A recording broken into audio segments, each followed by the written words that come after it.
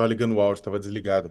Olha, o presidente do Banco Central, Roberto Campos Neto, ele tem autonomia, né? Inclusive, como a Raquel colocou por lei, para ele poder desenvolver a política, né, que ele achar melhor para, para, para o país, né? Nesse sentido, tá na lei, etc e tal.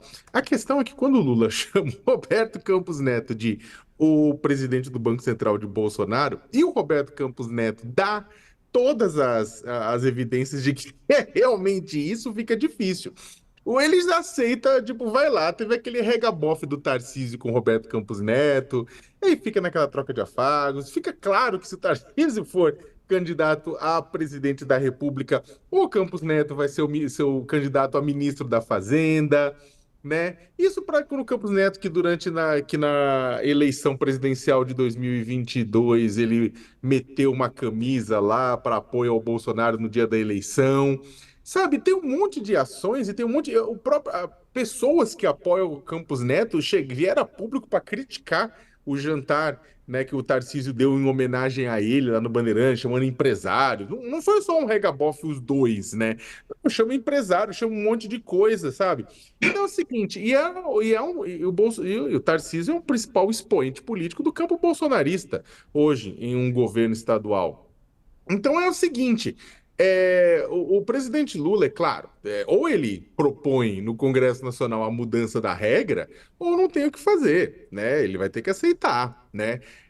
Pequeno parênteses, eu só acho, particularmente, eu acho que caso o Lula perca, vamos dar um exemplo, o Lula perde a eleição, mas antes ele meteu o Aloysio Mercadante, que é um nome que o mercado não gosta muito, mas ele meteu o Aloysio Mercadante hoje, que é presidente do BNDES, como presidente do Banco Central. Eu tenho certeza absoluta que vai rolar pressão num governo Tarcísio para mudar o presidente do Banco Central. Tenho certeza absoluta que vão conseguir mudar a regra, não, para tirar, porque não dá o Aloysio Mercadante, etc e tal, e vão ficar por isso.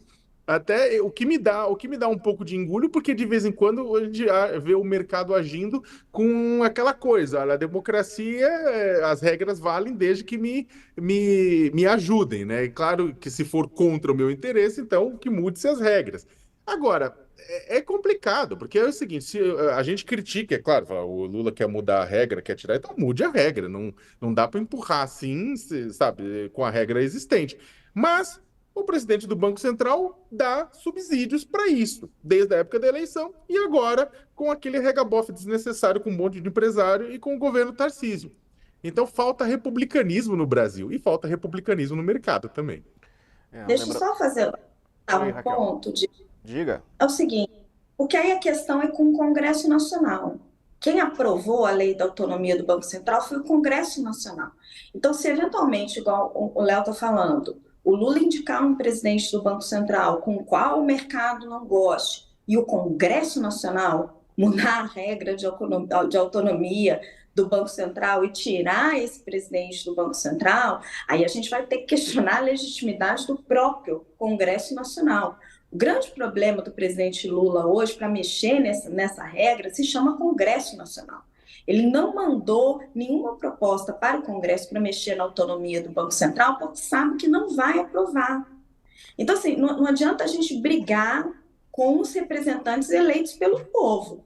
Então, se a gente traçar a hipótese que se ele indicar o Aloysio Mercadante, e aí o Congresso Nacional vai mudar a regra para poder tirar o Aloysio Mercadante de lá, com receio do que ele possa fazer no Banco Central, aí a gente vai ter que questionar a própria democracia e todos os representantes eleitos, porque fato é, se o Lula tivesse o apoio e a maioria no Congresso Nacional para mudar a lei de autonomia do Banco Central e trocar o Roberto Campos Neto, ele teria feito. Acontece que ele não tem.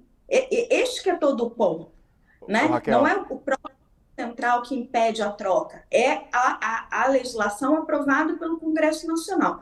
E aí, assim, o Campos Neto, ele teve uma atuação política lamentável naquele jantar com o Tarcísio. Ele se posicionou ali de uma forma política, era um evento político, e ele, como presidente da autoridade monetária, jamais teria que ter participado ali. Agora, o ponto que a gente precisa discutir com atenção na política monetária é se isso está influenciando nas decisões do Copom. E aí a gente pode pegar dois exemplos. Primeiro, as eleições presidenciais, em que os juros subiram muito e Jair Bolsonaro tentava a reeleição. Segundo, essa decisão agora de interromper a queda da taxa de juros. Campos Neto foi um voto. A votação foi unânime, inclusive dos diretores escolhidos por Lula. Então, a gente não tem nenhuma evidência de que o ativismo político de Roberto Campos Neto esteja influenciando na decisão colegiada do Copom sobre a taxa de juros. Certo. Ô, Raquel, agora assim, pensando que daqui a 2 anos, por exemplo, caso o Lula perca a eleição, o indicado dele pode ser alvo de críticas do próximo presidente. Não era o caso do mercado precificar essas críticas, que teoricamente fazem parte da democracia, já que o Banco Central é autônomo e nenhum presidente vai mudar isso, a não ser que passe pelo Congresso essa mudança de autonomia. Isso já não deveria estar precificado, porque fica numa questão de que essas falas sobe e desce, por exemplo, do dólar e das cotações?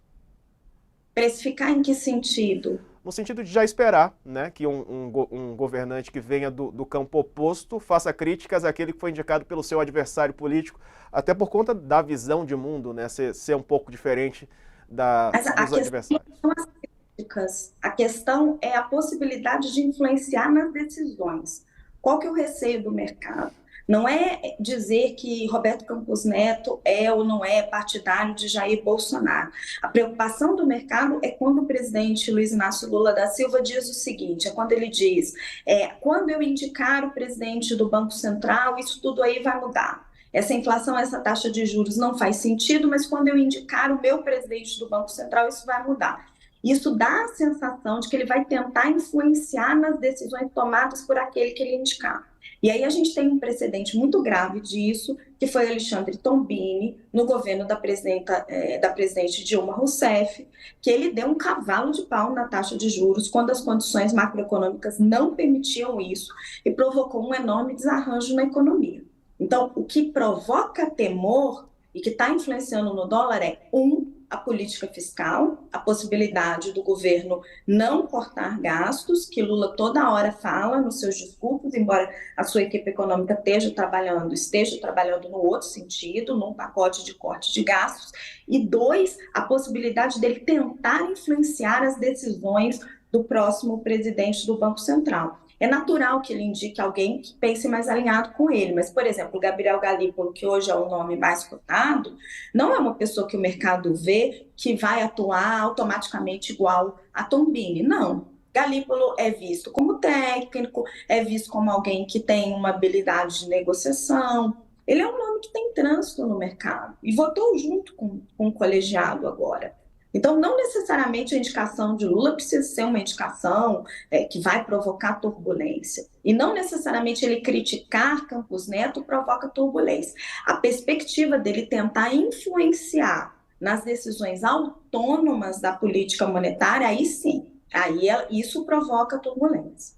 Tá certo. Vamos Raquel, só um ponto rápido. Eu não vou entrar, até porque o debate é super interessante, a gente iria embora assim. Vai Mas embora. vai embora mesmo, mas as decisões da política monetária não são autônomas, elas são muito conectadas ao mercado. Você vai pegar o que é o Boletim Focus, grosso modo, é o juntadão do que as casas, do que o banco, instituições financeiras, o que o pessoal está prevendo.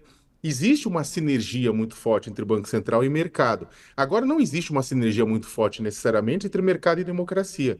Né? E isso é fato. Eu não estou entrando no mérito moral, não. O pessoal quer ganhar dinheiro. E é justo que eles queiram ganhar dinheiro, né? Mesmo que para isso, tipo, abrace muitas vezes governos ou instituições que não estão nem aí com a democracia, né? O pessoal tá, tipo, e a gente viu isso durante o governo Bolsonaro. Não estou falando que todo mundo que estava no governo Bolsonaro era antidemocrático, mas o governo Bolsonaro é um governo que lutou contra a democracia e tinha um apoio de muitos setores do mercado. Eu só acho que é o seguinte, existe uma crítica, e às vezes até correta, contra o Lula por conta da forma como ele critica o Banco Central e as pessoas que estão lá e as políticas que estão lá. Eu só espero que quando mudar, né, a presidência, né, seguindo as regras que estão lá, não haja uma coisa contrária, sabe? Do pessoal começar a criticar loucamente uma mudança na política fiscal do governo, do país, né? sendo que isso também faz parte da democracia. Né? Eu acho que o que a gente precisa, na verdade, no Brasil é aceitar a democracia. Isso vale para quem ganhou a eleição e isso vale para quem não tem um voto, mas influencia a política no Congresso Nacional ou no Banco Central, que é o mercado.